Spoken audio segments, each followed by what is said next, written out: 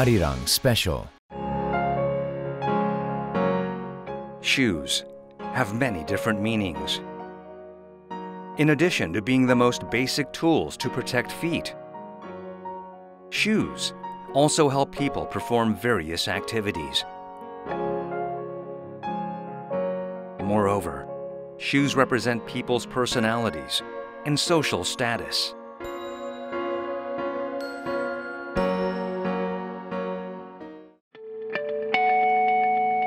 In Korea, the footwear industry led a period of economic growth as one of its key industries.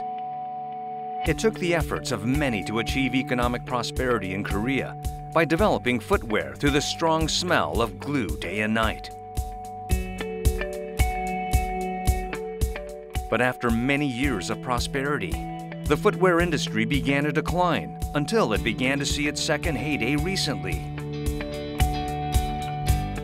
With the global footwear industry broadening its horizons to include the design, healthcare, and IT sectors, will the Korean footwear industry establish another golden age? We want to take a look back on the history of the footwear industry in Korea, the world's largest exporter of sneakers and a center of footwear production, and find out what the future has in store for it.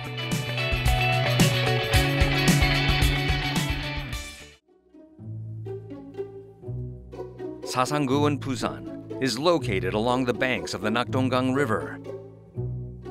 This neighborhood, with a cluster of apartment buildings and houses, used to be home to Kukje Corporation's shoe factory, which had more than 130 production lines. Founded in 1949 as a rubber shoe manufacturer, Kukje Corporation built the largest shoe factory in the world in 1969. With each line producing 600,000 pairs of shoes annually, this factory alone manufactured more than 70 million pairs annually. In addition to Kukje, many other large shoemakers, including Samhwa, Taehwa, Dongyang, and Jinyang, manufactured shoes in Busan and exported them overseas, contributing to the nation's economic growth. 우리나라 신발 산업은 70, 80년대에 우리나라의 그 경제 성장을 견인하였던 효자 산업이라고도 보겠습니다. 또 70년대에는 축적된 우리나라 신발 산업의 잠재력이 세계 시장에서 인정을 받은 시기로 매년 56.7%씩 급격히 수출이 증가하였고 수출 오다가 넘쳐 국내 신발 산업이 급성장을 이룬 시기였습니다. The history of the Korean footwear industry goes back to Japanese colonial rule when the production of rubber shoes was launched. A rubber shoe factory run by Taeryuk Rubber Industrial Company was built in Seoul after rubber shoe manufacturing technology was transferred to Korea from Kobe, Japan in 1919. Many more rubber shoe factories opened across the nation after that, including those in Pyongyang, Busan, and Jeonju. 그때는 고무신이 너무너무 귀한 거니까 그 학교 다니는 학생들이요. 저 16길, 20길 다닐 때는 산길 갈 때는 그 벗어서 들고 갔어. 너무 아까우니까.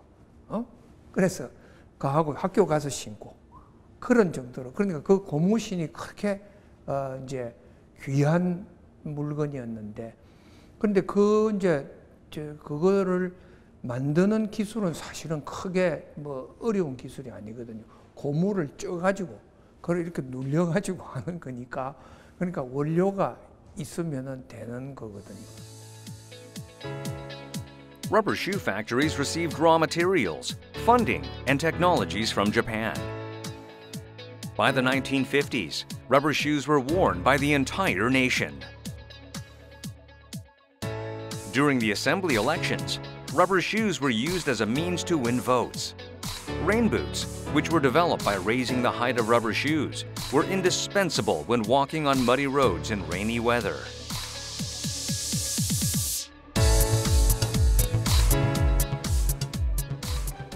Later, rubber shoes of different colors were developed. Some shoes were notorious for shedding rubber powder because of the wrong combination of raw materials. As footwear became indispensable in people's daily lives, there was a saying that shoes are wherever paths are.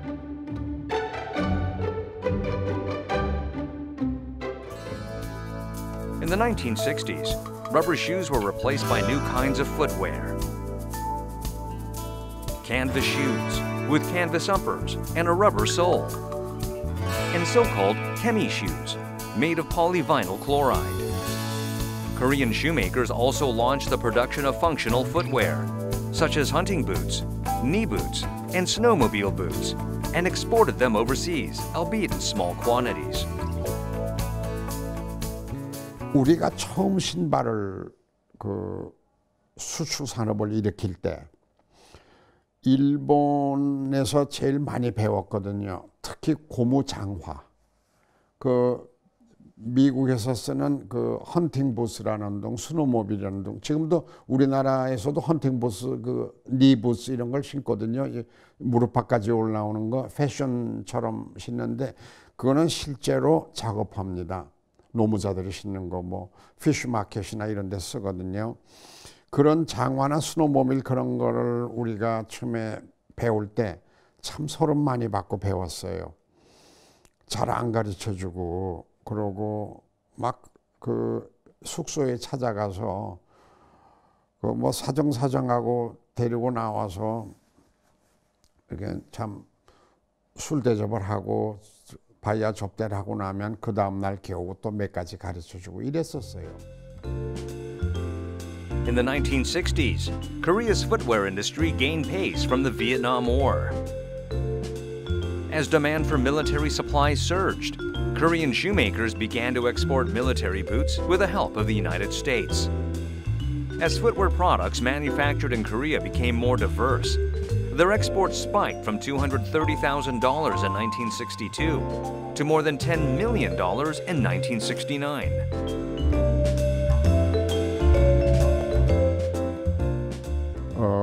그때까지도 한국의 신발 수출은 전부 일변도였습니다. 제가 들어가면서 거의 처음으로 영어를 쓰면서 신발 수출이 시작이 됐죠. 그때는 전부 텔렉스를 쓰고 있었고, 그 다음에 부산에 4명 중에 1명은 신발 수출과 집의 가게가 연결이 돼 있다 그랬었어요. 그래서 그 신발 회사의 월급날이면 신발 회사 정문이 교통이 막히고, 순경들이 교통순경이 7명씩 8명씩 와서 호루라기를 불고 교통정리를 해줄 정도로 그렇게 대단히 신발이 번성했다고 그럴까요? 부산을 먹여 살리고 있었죠.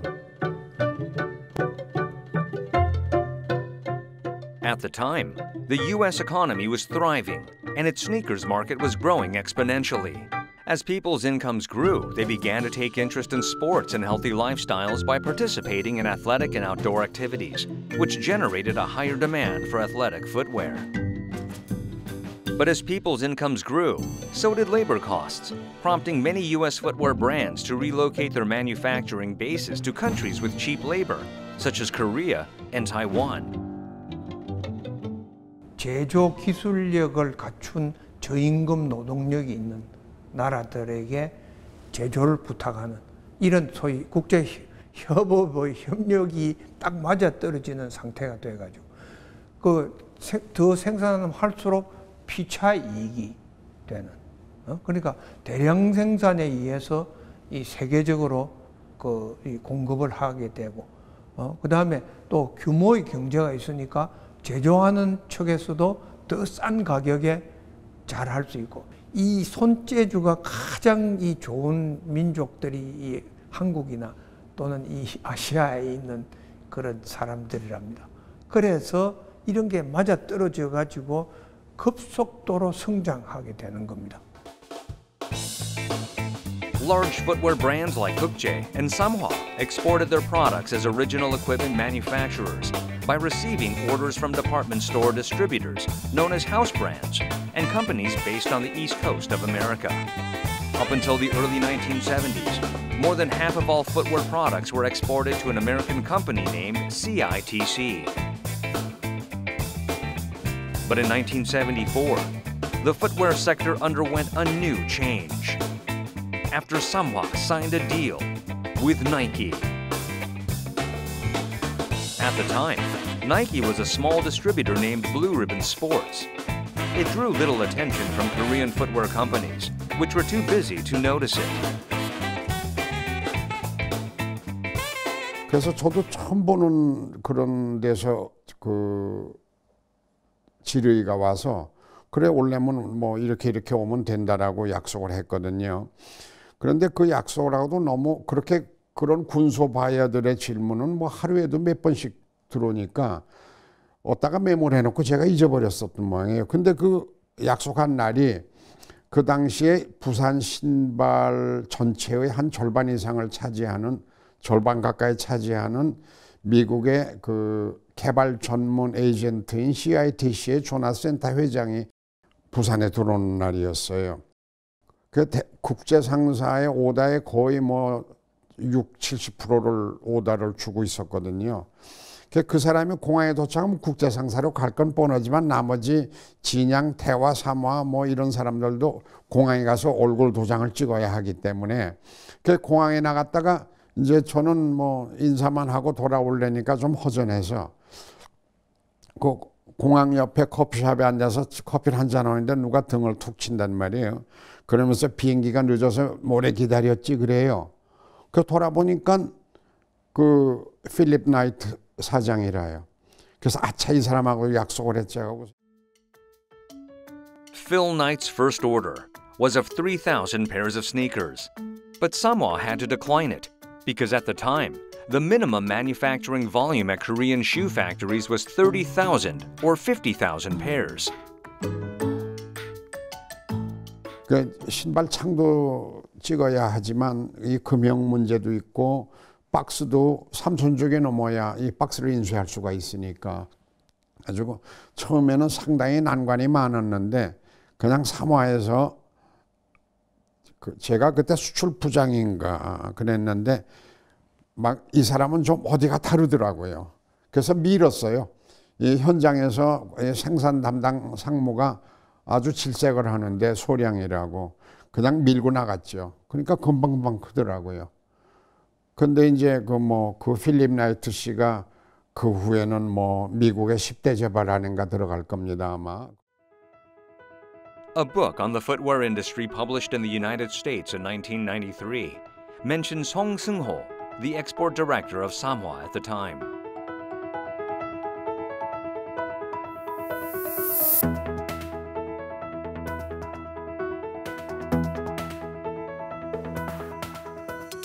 The two companies signed a 5-year exclusive contract and grew hand in hand. They grew so fast that they had to outsource production to Kukje Corporation and Dongyang Rubber. Korean canvas shoes exported overseas were replaced with nylon jogging shoes, while the shoe manufacturing method was fully upgraded to a modern one of producing soles and uppers separately and later assembling them.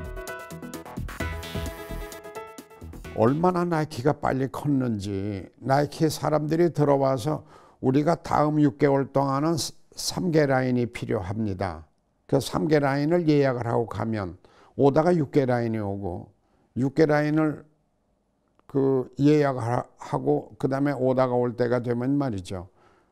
그 공장 건물 하나를 다 쓰게 되고 그래서 사실상 걷잡을 새가 없었어요. 그러니까 좀 나이키가 아닌 다른 바이어들은 훨씬 더 서름을 많이 받았죠.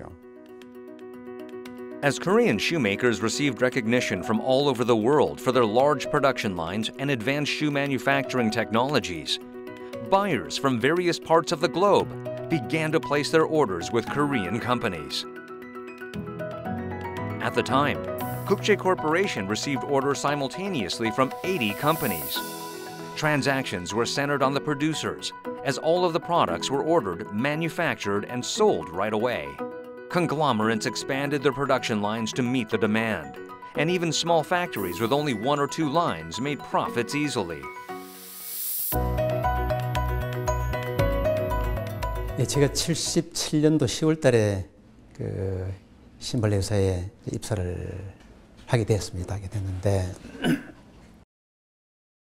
지금 그 세월이 40년 가까이 됐습니다만은 그때 입사를 했을 때 그 완제품을 만드는 회사였는데 한 달에 수출하는 그 액수가 100만 불 정도 수출을 했는데 그 다음 달 되니까 200만 불 수출하게 되고 그 다음 달은 300만 불 수출되고 또 그 다음 달은 400만 불 수출을 하게 되고 그러니까 한 달에 매번 2배 정도의 수출을 하게 됩니다.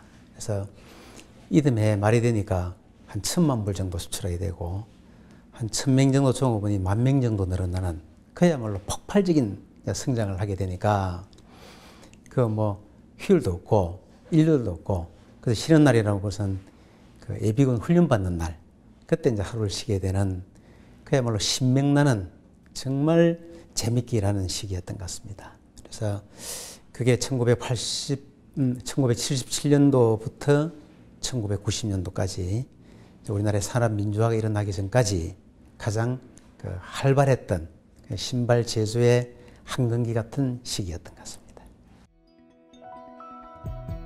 Busan Jingu in Busan used to occupy 1/3 of the city's area and population. It was home to leading Korean footwear manufacturers such as Samhwa, Taehwa, Kukje, and Jinyoung.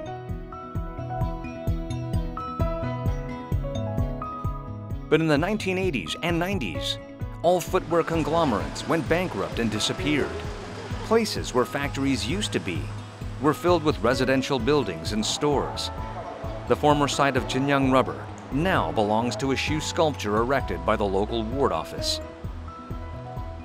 Poet Tong Kil-san, who worked at Samhwa for 6 years, was among new workers hired by footwear conglomerates even before they graduated from college. 이런 믿음이 있었죠. 인류가 있는 한은 신발을 신고 다닐 것이다. 그러니까 인류와 신발을 함께 한다는 그런 자부심이죠. 우리가 직접 만든 신발이 80년대 중반 이후로 세계 1등이었거든. 구두는 이태리, 협재 운동화는 한국이랬으니까는 우리가 만든 제품이 세계 1등이었으니까는 그 자부심은 대단했죠. In the 1980s, the Korean economy boomed from the low interest rates, the low value of the U.S. currency, and low oil prices. It was easy to receive low-interest loans and reap significant profits from exports. Low oil prices also created prime conditions for producing footwear. 그 당시에 출퇴근 장면, 그 다음에 또 버스, 통근버스 행렬 장면, 그 다음에 뭐 광고, 또 통근버스도 거의 다 그 신발사 버스가 앞서거니 뒤서거니 같이 가는 거죠. 그 다음에 그 당시 광고를 틀면 요즘은 스마트폰 광고가 많이 나오지만은 그 당시는 대부분이 신발 광고였습니다. 그럼 세계 1등이니까 볼 수밖에 없었죠.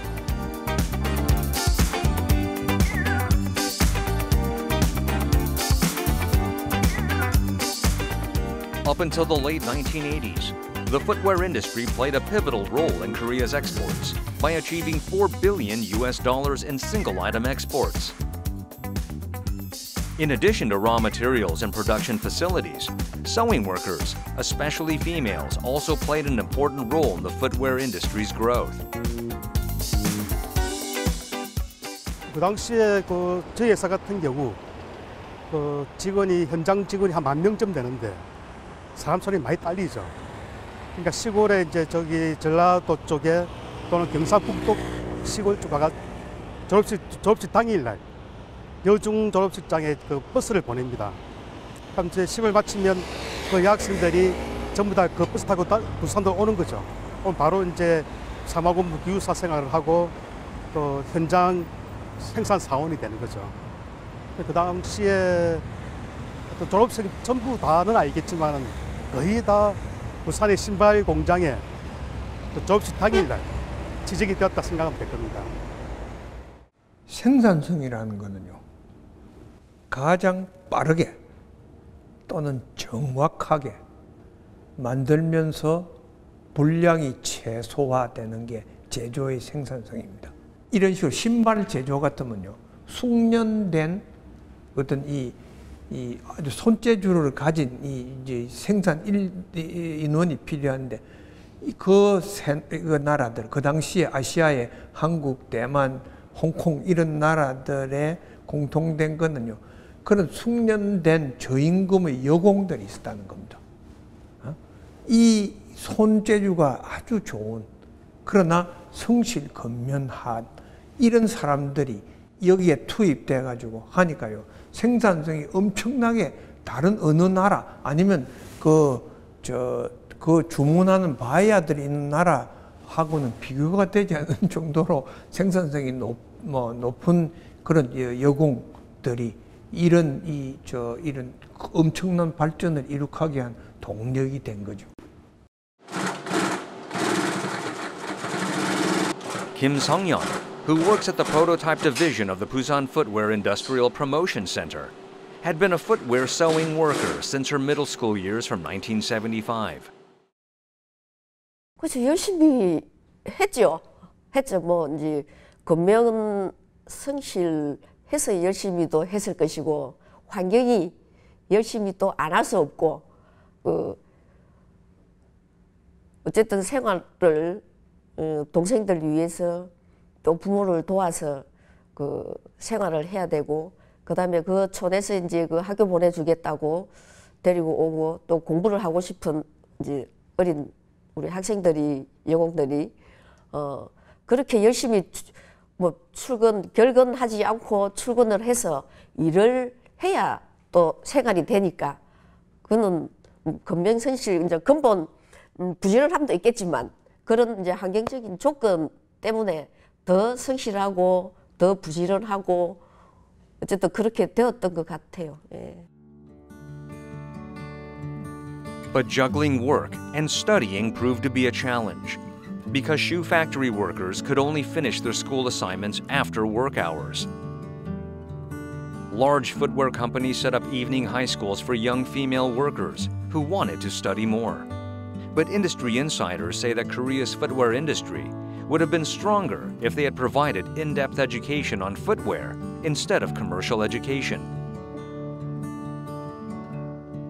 재봉 생산 라인 같은 경우에는 한 라인에 보통 한 20명 정도가 한 조를 이루고 이제 일을 하는데, 그런 학생 라인은 또 학생 라인대로 따로 있는 데도 있고, 또 어떤 라인에는 그냥 학생들이 2-3명씩 그 라인에 들어있는 데가 있어요. 그러면 그 학생들은 4시, 5시 되면 학교를 가야 되는데 2-3명이 빠져나오면 그 흐름이, 공정에서 이제 흐름이 좀 문제가 생기니까 약속을 하고 뭐 학교 보내주겠다고 약속을 하고 데리고 오긴 했는데도 불구하고 라인 조장의 이제 그 스타일에 따라, 성향에 따라 학교를 잘 보내주기도 하고 잘 안 보내주기도 하고.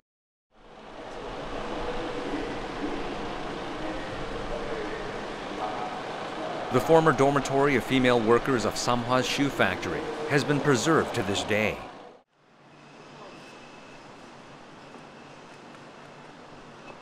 사마고무 맞은편에 4층, 5층짜리 노란 건물이 옛날 사마 기숙사 건물입니다. 지금 안에 구조는 서임새는 다 바뀌었겠지만은 내부 모습이라든지 내부 구조는 옛날 그대로입니다. 저 건물 벽돌 하나하나에 우리 소위 여공들의 애정이죠. 외한, 그 삶의 기쁨과 즐거움, 그리고 고통과 아픔이 저 안에 다 있습니다.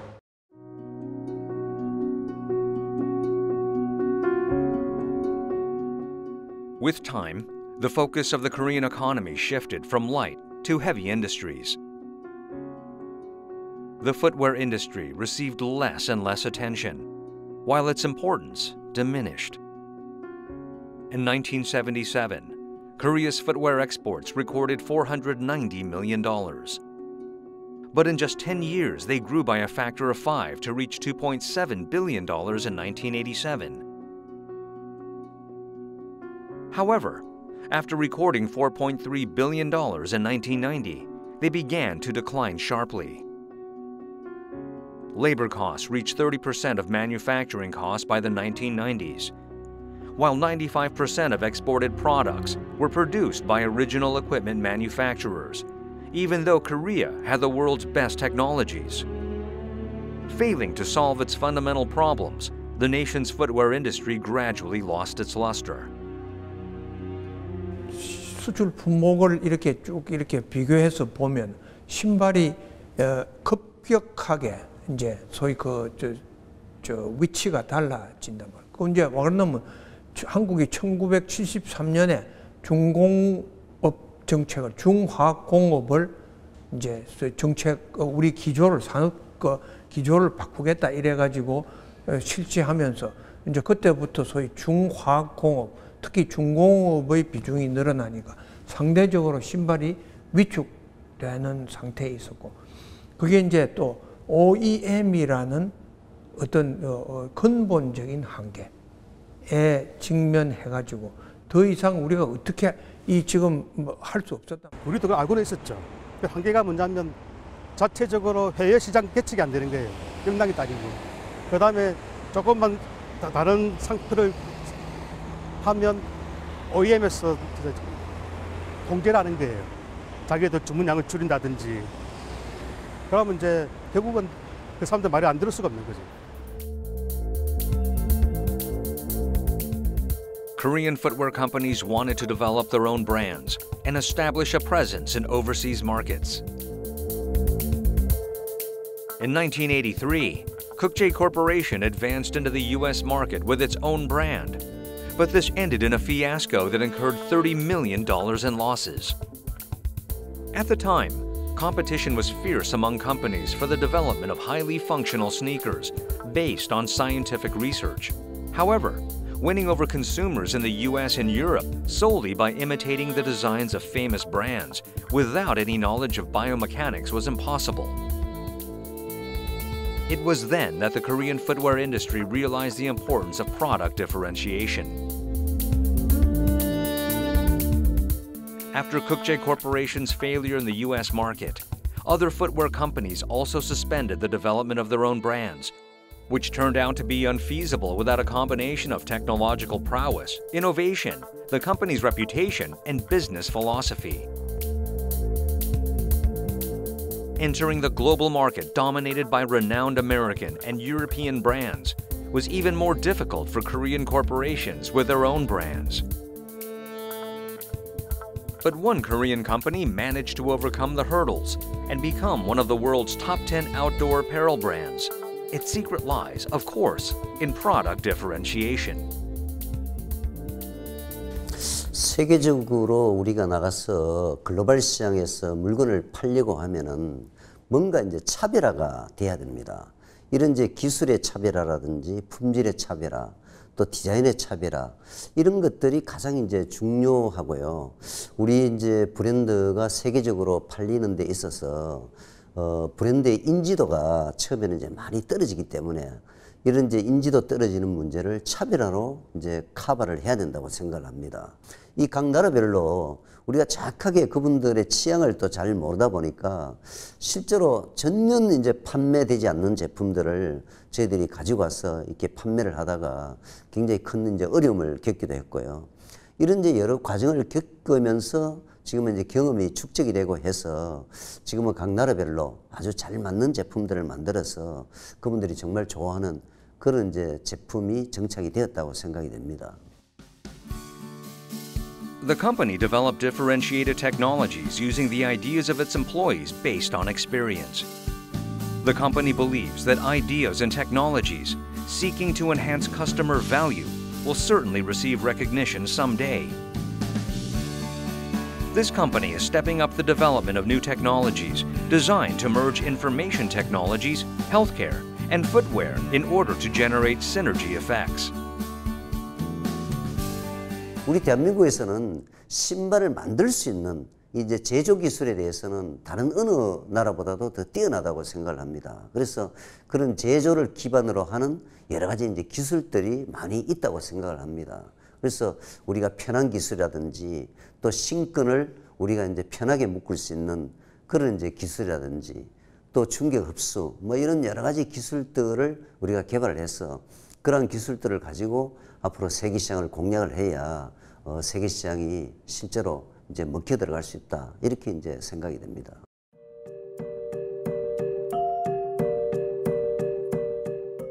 Korea's footwear industry has grown thanks to its diligent workers. But ironically, those footwear companies that emphasize diligence to their production workers were not diligent at all.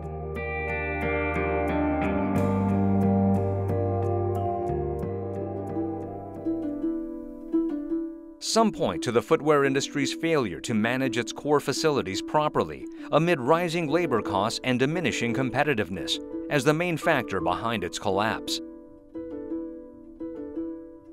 그 금형 관리를 각 메이커에서 제대로 못 해가지고 몇 쪽 안 되는데도 금형을 파고 영원히 그 금형을 다시 또 사용을 못하고 그래가지고 그 쇠를 버리고 또 다시 파고 그러니까 예를 들어서 실제로 금형의 본전은 그 최소 주문 단위가 가령 7만 족이다 라고 했을 때 3만 족만 해도 주문을 받는다는 우선 다음 달 오다가 없으면 생산할 게 없으면 난 지금 3만 족밖에 없는데 당신네 7만 족의 금형의 최소 주문 단위 내가 채워줄 수가 없어 라고 바이아가 이야기를 해도 우선 3만 족이 이게 그 라인이 빵꾸가 나면 공원들이 라인 옆에 앉아서 놀고 있거든요. 그건 참 큰일이란 말이에요. 그러니까 3만 족 주문이라도 받는 거라. 바이아들은 늘 이 5대 메이커를 돌아다녀요. 이쪽이 더 싸면 이리 가고 저쪽이 더 싸면 저리 가고 그러니까 저쪽 공장에서 3만 족까지 못 받아준데 이쪽 공장 저쪽에서 못 받아줬습니까? 내가 받아줄게요. 이렇게 되거든요. 그러니까 그것이 그야말로 무슨 물고기가 제가 제 꼬리를 뜯어먹는 것처럼 신발 산업 안에서 그와 같은 현상이 이제 일어난 거죠. Conglomerates that led the golden age of the Korean footwear industry eventually disappeared into history, while factory sites were replaced with apartment buildings and stores.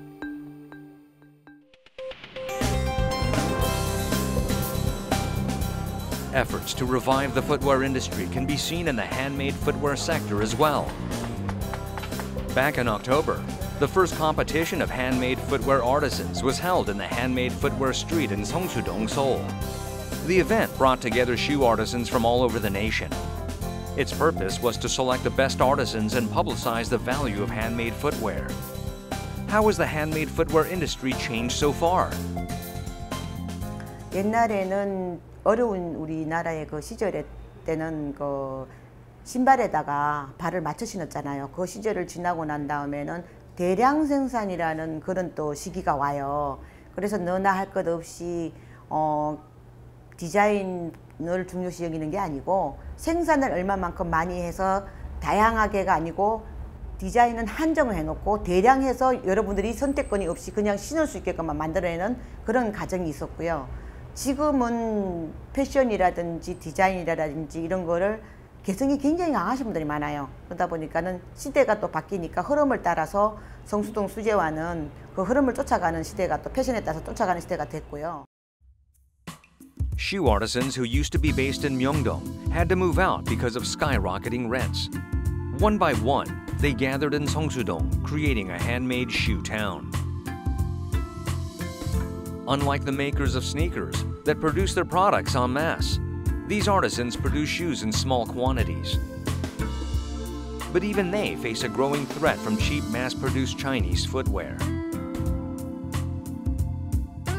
In addition to receiving government support, shoe artisans also form communities to share their brands and further improve the quality, design, and materials of their products.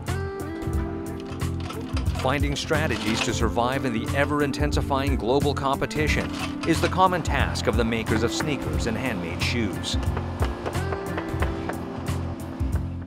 지금 저희들이 이제 서서히 변해가는 이 과정이 앞으로는 공방식, 고급화, 중국산에 밀리기 때문에 우리가 살아남기 위해서 독특한 디자인과 독특한 소재와 아주 품질도 업그레이드를 해야 되고 또 소공인들이 브랜드가 없기 때문에 공동 브랜드를 만들어서 먹고 살 수 있는 그런 기회를 지금 만들려고 성수동이 지금 꾸준히 지금 변화의 길을 가고 있는 중입니다. There are companies that have earned global recognition, having overcome the limitations of OEM manufacturing and high labor costs, which caused the downturn in the industry. They are second-generation footwear makers that grew after the demise of the first-generation companies such as Kukje and Samhwa. They have established a global market presence by differentiating their products and developing technologies. 물론 각 기업마다 고유 노하우를 가지고 있다고 생각합니다. 우선 브랜드를 보유한 회사에서는 최상의 품질을 기반으로 매년 개최되는 국내의 전시회를 통하여 글로벌 마케팅 전략적으로 펼치고 있기도 합니다.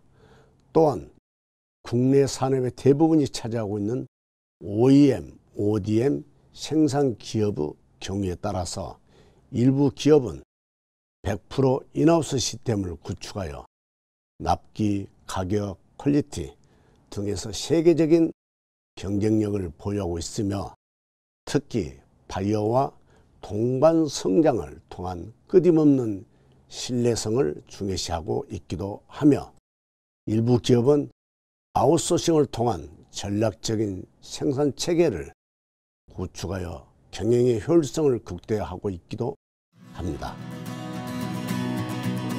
This company manufactures high value-added hiking and walking shoe products from more than 10 global brands via OEM and ODM. Some 350 Korean employees work at the company's headquarters based in Busan. Of those, more than 100 are in charge of technical development. The company has exclusive R&D teams for each brand. The company spares no human resources or cost to develop technologies, designs and materials, and conduct performance evaluations to maintain its competitiveness.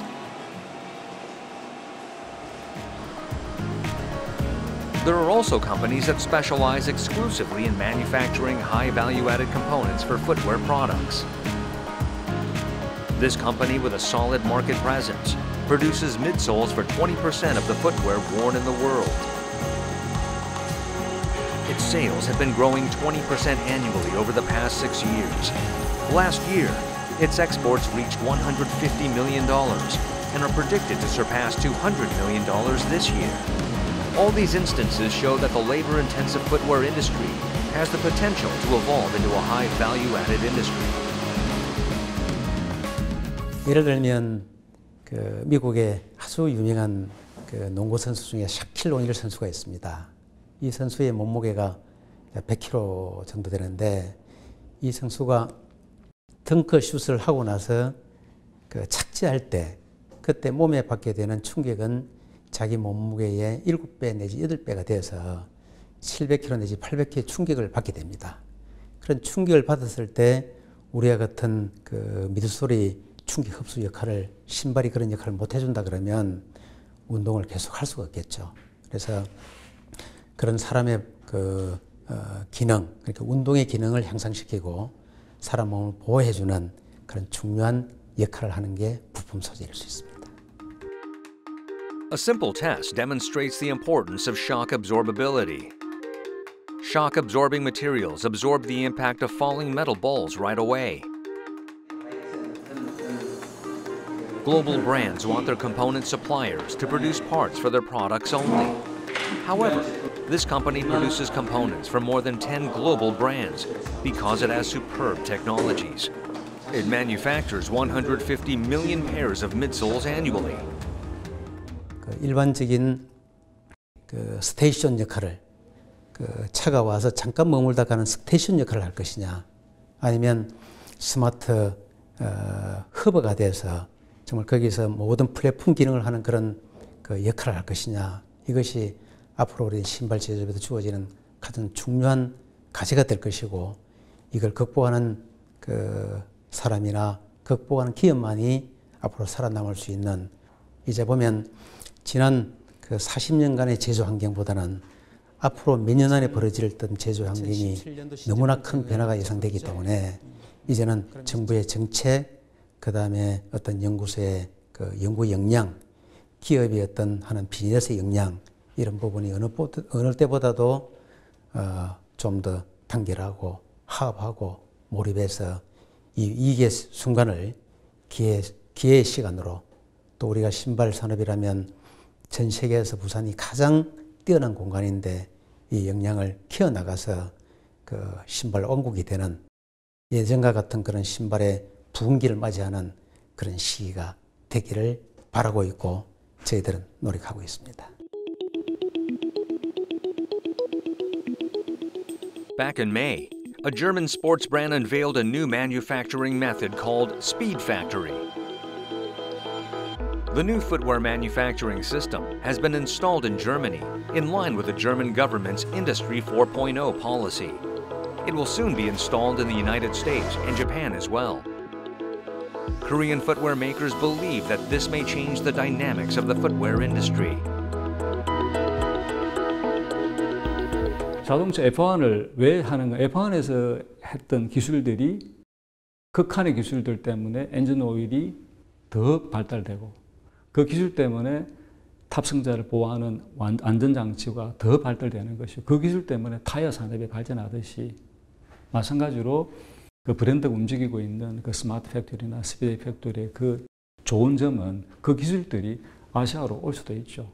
마찬가지로 아시아에서 일어나고 있는 우리나라 기업들의 약진이 있습니다. 자동화를 통해 그 기술들이 또 브랜드에 갈 수도 있죠. 그리고 신발 산업이 노동 집약 산업에서 기술 집약 산업으로 발전하는 과정에 있고, 지금이 그 큰 좋은 변화의 시점이죠.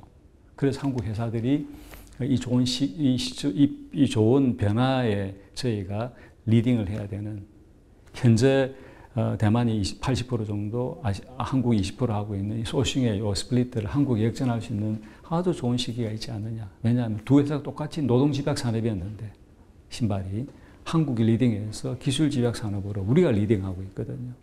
이 변화를 저희가 어떻게 끌고 가냐에 따라 가지고 앞으로 상황이 달라지겠죠. Sasanggu, where a shoe factory of Kukje Corporation used to be in, is now home to the R&D center of a Swiss comfort shoe brand that has a presence in 27 countries. It is headed by 31-year-old Karl Müller. He insists on R&D and manufacturing exclusively in Korea. We started to produce Joya shoes 9 years ago in South Korea. And we chose South Korea because of two reasons.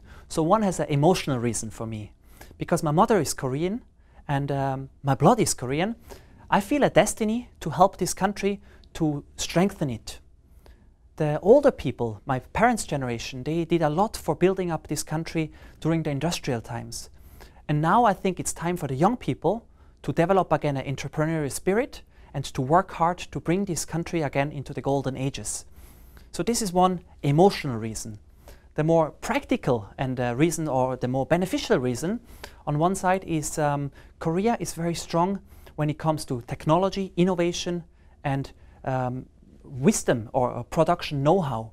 So in Busan, we still have a lot of people who have a very strong shoemaking skill, and we're very happy to use this. Also, the Korean mentality is very important to us.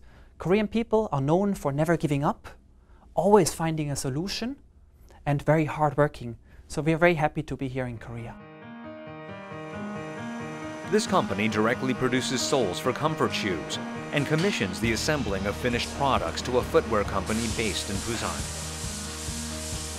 This is done to protect confidential business information and directly control the quality.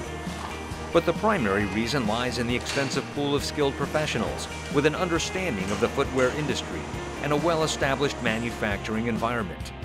Karl Müller, who runs the business on a global scale, says that Korean footwear companies need to understand different cultures in order to secure global competitiveness. When a Korean brand wants to export into Europe, first of all, I think there needs to be understanding for a different culture. The European culture is very different than the Asian culture. I think it goes beyond design. If you just copy a design which goes very well, you will never become a brand. The European buyer is very sophisticated. So he doesn't only want to buy something cheap and something which looks nice, but he cares a lot about sustainability. Who is producing the shoe? Where are they being produced? What kind of leathers do they use? How do they tend those leathers? What do they do about labor rights? Are children working? Are there any hazardous chemical in the materials? These are all the things that the European buyer considers before purchasing a brand. And also, the European buyer or the American buyers, they build a relationship with the brand. So as a Korean brand, you shouldn't focusing on opening a company and being very fast successful. Success, long-lasting success, will need 10, 20, 30 years. So the company also needs to invest in R&D and also in advertising, building a brand image, going to fairs. So if all those parts interconnect, then I believe a Korean brand can be also successful in Europe.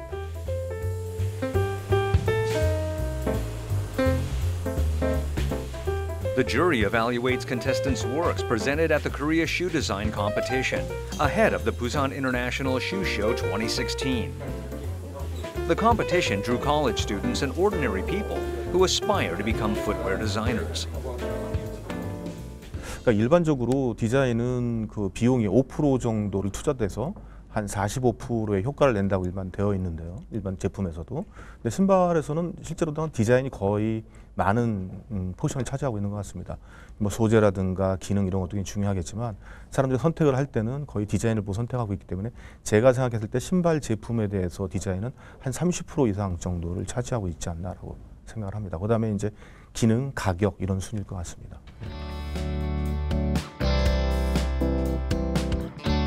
The winners were selected based on designs, creativity, practicality, and feasibility for mass production.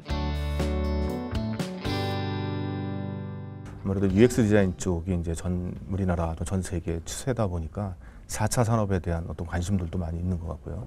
주로 커다랗게 이제 패션 신발하고 기능 신발들이 많이 나왔는데 작년에는 트레킹 신발이라든가 이제 뭐 워킹 슈즈 이런 것들이 많이 나왔는데 비해서 올해는 굉장히 다양하게 많이 나왔습니다. 근데 수준은 굉장히 많이 높아졌고 그리고 작품 수도 개수도 많이 늘었습니다. 그리고 모듈화되어 있는 막 끼워 맞추기 그리고 분해되어 있는 그런 쪽 신발들이 많이 보이고 있는 것 같고요. 생산성이라든가 이런 것도 많이 염두에 둬 있는 그런 신발들도 좀 많이 나와 있는 것 같습니다. In November, Busan hosted the only footwear fair in Korea, the Busan International Shoe Show 2016. The event drew 260 companies from 25 countries. Its goal was to provide business opportunities to participating firms and showcase the latest technologies and functional products. The event publicized the superb quality of Korean footwear to the world and laid a foundation for ushering in another golden age for the footwear industry.